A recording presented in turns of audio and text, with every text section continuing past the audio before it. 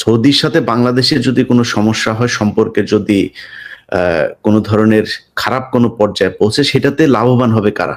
বাংলাদেশের সাথে সৌদি আরবের বিশাল শ্রমবাজার, সেই শ্রমবাজার যদি ধ্বংস হয় তাহলে বাংলাদেশের শ্রমবাজার এই যদি পাঠানো যদি বন্ধ হয়, ভারত সেই সুযোগ নিবে, পাকিস্তান সেখানে লোক পাঠাবে, শ্রীলঙ্কা লোক পাঠায়। আমি গতকালকের একটা ভিডিওতে আমি বলছিলাম না যে আমাদের বাংলাদেশের এই যে শ্রমবাজার, এটা যদি ধ্বংস হয়ে যায় বা নিষেধাজ্ঞা যদি দিয়ে দেয়, তাহলে আমাদের বাংলাদেশ কোথায় দাঁড়াবে?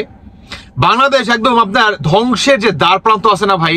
ধরেন আপনার হাত ছেড়ে দিলেই আপনি কুয়ায় পড়ে যাবেন, আর পড়ে গেলেই আপনার মৃত্যু অনিবার্য, কেউ আটকাতে পারবে না আল্লাহ সুবহানাহু ওয়া তাআলা ছাড়া, তাই না? ঠিক আমাদের বাংলাদেশটা বর্তমান এই অবস্থানে এভাবে ঝুলন্ত অবস্থায় আছে। কেমন এভাবে ঝুলন্ত অবস্থায় আছে? সৌদি আরবের প্রিন্সকে বা সৌদি আরবের সরকারকে আপনারা যেভাবে মানে জিহাদি ভাই মনোভাব নিয়ে বা এই যে মনে করেন বিবেকটা সাইডে রেখে ভাই আবেগের বশে জুতা মারলেন, তাই না? তাকে কাত্তরুয়া বানালেন, তার ছবি দিয়ে মনে করেন জুতার মালা পর্যন্ত পরালেন, চর থাপ্পড় পর্যন্ত দিলেন। এটা করে আসলে আপনারা কি বোঝানোর চেষ্টা করছেন বলেন তো? তিনি মক্কার বা মদিনা, তারপর সৌদি আরবের সরকার, তিনি কেন চুপ করে রয়েছে, তাই না? আচ্ছা, এই তিনি কি বা আমাদের সৌদির সরকার, তারা কি মানে পুরো পৃথিবীর কি নাকি বলেন তো? ইমাম মাহাদি তিনি তো ইমাম মাহাদি না রে ভাই, তিনিও একজন মুসলিম, তাই না? তো তাকে যে জুতা মারলেন, কাজটা কি ঠিক করছেন? অনেকেই আমাকে কমেন্ট করছেন যে তুষার ভাই আপনি কেন কথা বলেন, আপনি কেন ভয় দেখান, আপনি কেন ডর দেখান, আমরা কি জিহাদি মনোভাব করবো না? আল্লাহ যত জন্ম দিছে, মৃত্যু একদিন আমাদের বরণ করতেই হবে। অবশ্যই ভাই, অবশ্যই আমাদেরকে প্রতিবাদ করতে হবে, কিন্তু জায়গা মতো প্রতিবাদ করতে হবে, লেজ্জ প্রতিবাদ করতে হবে, অন্যায় প্রতিবাদ করলে তো হবে না। কারণ দিন শেষে আপনার দেশের দিকেও তাকাতে হবে, বুঝতে পারছেন? আজকে দেখেন, আজকে একটা দেশের জন্য আপনার নিজের দেশের যে কোটি কোটি মানুষকে, অসহায় মানুষদেরকে আপনি বিপদে ফেলে দিবেন, এটাও কিন্তু ভাই যা আপনার আমাদের কোরআনে কিন্তু জায়েজ নাই, তাই না? শোনেন একটা কথা বলি, আমাদের বাংলাদেশে আমরা অনেক দরিদ্র একজন মানুষ রে ভাই, তাই না? অনেক দরিদ্র মানুষ আমরা। এখন এই বাংলাদেশের উপরে যদি কোনোভাবে সৌদি আরবের এই শ্রমবাজারটা ধ্বংস হয়ে যায় বা হাত ছাড়া হয়ে যায়, আপনার এই শেখ হাসিনার পতন কিন্তু এই রেমিটেন্সের মাধ্যমে হয়েছিল, ভুলে গেলে কিন্তু চলবে না। এই শেখ হাসিনার পতন সমন্বয়কারীরা বা আন্দোলনকারীরা, ওদের 14 গোষ্ঠীর ক্ষমতা ছিল না যে ওদের বা আওয়ামী লীগের পতন ঘটাইব। এই আওয়ামী লীগের পতনের পিছনে মূল মাস্টার মাইন্ড বা মূল কাঠিটা হচ্ছে ভাই এই রেমিটেন্স, বুঝছো ভাইয়া? এই রেমিটেন্স যদি প্রবাসীরা বন্ধ না করতো, শেখ হাসিনার একটা চুলো পর্যন্ত পাকা করতে পারতাম না, আন্দোলন করে কোনো বালদো হালাই পারতাম না। এখন এমনি কইতে সরি গাইস, কিচ্ছু করতে পারতাম না যদি রেমিটেন্সটা বন্ধ না হইতো। কিন্তু পুনরায় এই রেমিটেন্সটা আবারও বন্ধ চিরজীবনের জন্য হতে যাচ্ছে, চিরজীবনের জন্য। আমাদের বাংলাদেশের এই যে মনে করেন 1.5 কোটি থেকে প্রায়, তাই না, 1.5 কোটি প্রবাসী ভাই, এই যে এত প্রবাসী যদি মনে করেন তারা দেশে চলে আসে, 1 কোটি প্রবাসীর সাথে ধরেন আরো 2 কোটি পরিবার, মানে 3 কোটি ভাই। এই 3 কোটি পরিবার পুরো রাস্তায় নেমে আসবে, পুরো রাস্তায় নেমে আসবে। যখন কি করবেন? তখন করবেন কি বলেন? কিভাবে বাঁচবেন?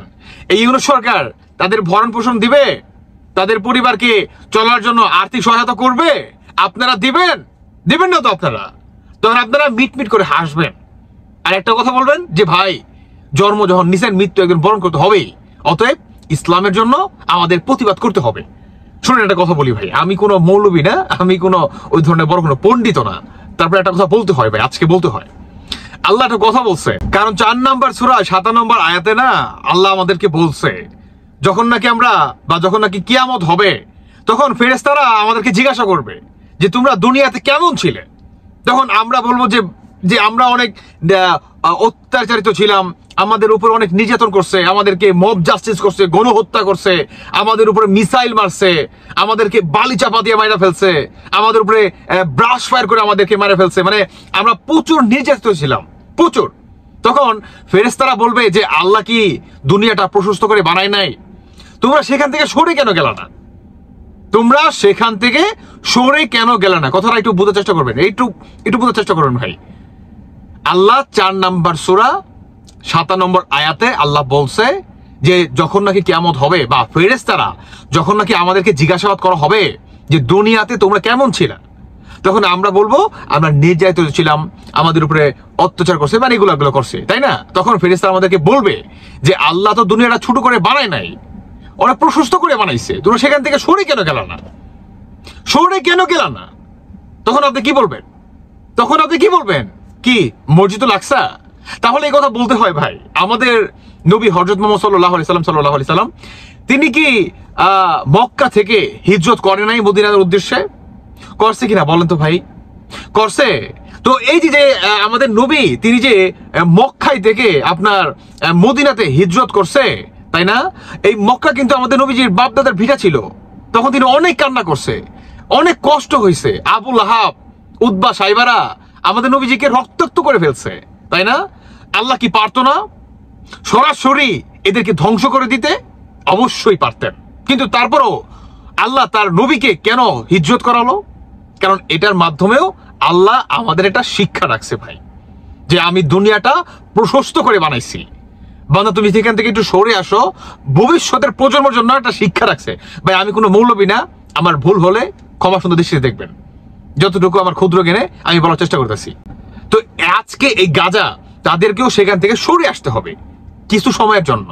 থাক মসজিদুল আকসা থাক, সমস্যা নাই তো, কিন্তু সরে আসতে হবে। দ্যাট মিনস আবার একটা সময় গিয়ে আমাদের আরো বেশি শক্তিশালী হয়ে তাদের উপরে আক্রমণ করতে হবে, বা পুনরায় সেটা আমাদের উদ্ধার করতে হবে, যেমনটা করেছিলেন আমাদের নবী হযরত মুহাম্মদ সাল্লাল্লাহু আলাইহি সাল্লাম। কি সঠিক কি না বলেন? তো ভাই সবকিছু তো না আপনার আবেগ দিয়ে হয় না ভাই, মাঝে মাঝে বিবেকটা কাজে লাগাইতে হয়। এই যে এখন এই যে ইনস্ট্যান্ট নাও, এখন সৌদি আরবের সরকারকে যেভাবে জুতা মারলেন, তিনি কি মুসলমান না? তিনি কি দিনী ভাই না আপনার, বা আমাদের দিনী ভাই নন? তাহলে তাকে কেন আপনারা জুতা মারলেন? এখন যদি আপনার এই 30 লক্ষ প্রবাসীকে বা বাংলাদেশিকে নিষেধাজ্ঞা জারি করে দেয়, তখন কি করবেন বলেন? এই অন্তর্বর্তীকালীন সরকার ডক্টর ইউনূস, তার আসলে কত টাকা আছে বলেন? তিনি তো আপনার না মানে পৃথিবীর বুকে সবচেয়ে ধনী ব্যক্তি নয়, তাই না? যে তিনি বাংলাদেশকে চালাবে পারবে না তো। এই রেমিটেন্সের টাকায় আমাদের দেশ চলে। আর সবচেয়ে বড় ধরেন এক্সাম্পল, যদি ধরেন 100 টাকা আসে রেমিটেন্স, আপনার প্রায় কি বলে 70 টাকায় আসে এই সৌদি আরবে থেকে, 70 টাকায় সৌদি আরব থেকে আসে। এখন 70 টাকা যদি নষ্ট হয়ে যায়, 30 টাকা দিয়ে আপনি কি করবেন? আপনি কি ওই যে বহির্বিশ্বে থেকে চাল আনবেন, ডাল আনবেন, ওই যে কি বলে খ্যাত বুনতে যে মনে করেন লাগে, যে বীজ লাগে, এটা যে মনে করেন আরেক দেশ থেকে করবেন, ইম্পোর্ট করবেন, সেই সক্ষমতা থাকবে? পারবেন সেটা করতে? পারবেন না তো ভাই। তার কারণ আপনার সেই সক্ষমতা নাই, আপনি হারাই ফেলছেন, পারবেন না আপনি, বুঝেন নাই? তো এগুলো বুঝতে হবে। বাংলাদেশকে যে বর্তমান আপনারা এই জিহাদি মানে মনোভাব নিয়ে দেশটাকে কোথায় যে নিয়ে যাচ্ছেন, কোনো আইডিয়া নাই আপনাদের, কোনো আইডিয়া নাই। আপনারা ভারতের নরেন্দ্র মোদীকে জুতো মারছেন, আপনারা ডোনাল্ড ট্রাম্পকে জুতো মারছেন, আপনি ইসরায়েলের ইহুকে ভাই তাকে কাত্তরুয়া বানায়া তাকে আগুন দিয়ে পোড়াই ফেলেন, সমস্যা নাই, উনি কিচ্ছু করতে পারবে না। কিন্তু আপনি ডোনাল্ড ট্রাম্পকে মারছেন, এখন ডোনাল্ড ট্রাম্প অ্যাকশন নেবে। আর সবচেয়ে বড় কথা হচ্ছে ভাই, যাদের মানে দেশে কাজ করে আমাদের বাংলাদেশের অর্থনৈতিক মনে করেন চাকা ঘুরে, আমাদের লাখো লাখো পরিবার, কোটি কোটি পরিবার, তাদের মুখে দুবেলা আমরা খেতে দিতে পারি, বা তারা একটু ভালো থাকে, দেশটা ভালোর পথে যাচ্ছে, সেই দেশের সরকারকেই জুতা মারলেন বা কাত্তরুয়া বানায়া জুতার মালা দিলেন, থায় আপনারা চরথাপ্পড় দিলেন, তাই না? সাবাসী বাংলাদেশ, সাবাস। এখন সামনে যে স্টেপটা আসতে যাচ্ছে, এটার জন্য অন্তর্বর্তী সরকারকে বা যারা নাকি যে বা যারা জিহাদি মনোভাব রাখেন, তাদেরকেও বাম্বু খাবেন আপনারা, অচিরেই বাম্বু খাবেন। তবে ভাই মন থেকে দোয়া করি যাতে এই ধরনের বাম্বু না আসে। যদি আসে তাহলে আমাদের বাংলাদেশটা ম্যাসাকার হয়ে যাবে, ম্যাসাকার, জাস্ট ম্যাসাকার। তখন মানুষ মানুষকে মনে করেন আমরা খাইব, তখন মানুষ মানুষও খাইব, মিলে রেখেন কথা। তবে মনের অন্তঃস্থল থেকে ভাই আমি দোয়া করি আল্লাহ সুবহানাহু ওয়া তাআলার কাছে যাতে এটা আপনার উপর না আসে, এই নিষেধাজ্ঞা যাতে আমাদের উপর না আসে, আল্লাহ যাতে ডান বাউ দিয়ে যায়, আল্লাহ নিয়ে যায়। আল্লাহ তুমি কবুল করো, আমিন।